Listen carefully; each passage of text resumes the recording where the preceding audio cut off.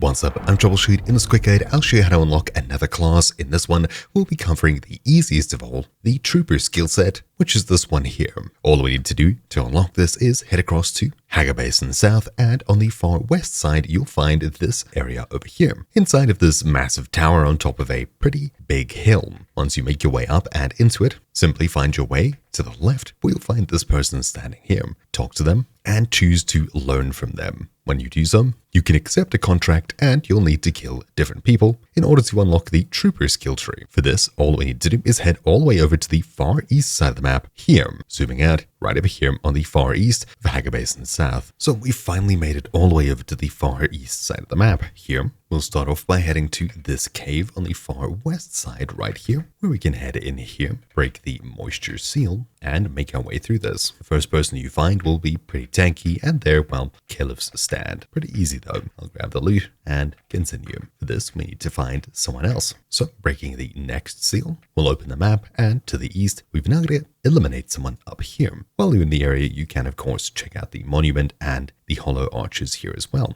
I think I'll do this. Making our way all the way to the top of this hill, we found Caleb's monument. I'll also clear out this southern outpost here. Let's continue east. This one should have the person we're looking for. So, heading in, there we go. Rather tanky, but didn't really matter. A couple of mines spread around the place too, so keep that in mind. If you hear ticking, it's probably a good idea to move. Yeah, grabbing the loot. The next place we need to head is further south, down here. So making it all the way down and only pissing off one sandworm, we've made our way to where we need to be. We can open it, and just inside of here, we've got the last enemy we need to dispatch. And some support this time, it looks like. So there we go. Now, all we need to do is return back. Pretty cool. This trip's going to be interesting, to say the least.